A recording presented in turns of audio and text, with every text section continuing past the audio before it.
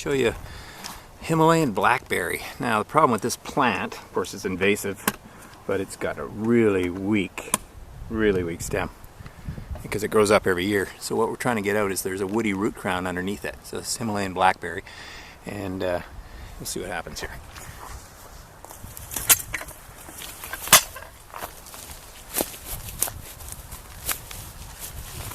Step all the surrounding grass around so you get right close to the ground.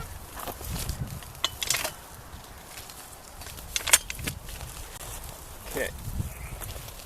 And step on that, make sure it's locked on good. Now, the key here is you want to go slow. You go fast with this, it'll just snap off. You just pull up slow. You want to expose a woody root crown underneath the ground here.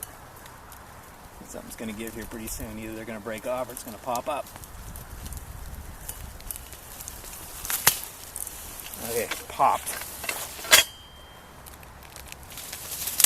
Oh, we got it. There it is. That little nodule right there. That's the lifeblood of these things. You can get that one up on the first pull. You got it, because that's not coming back. That's what provides the nutrients for next spring. So we got lucky there. We didn't have to reset around that. But normally what happens is you pull that up, these will break off, or you get them high enough, and then you can reset around that root crown.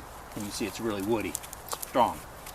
And if you can get around that, you're going to pop it up and the root's going to come. And that blackberry is finished.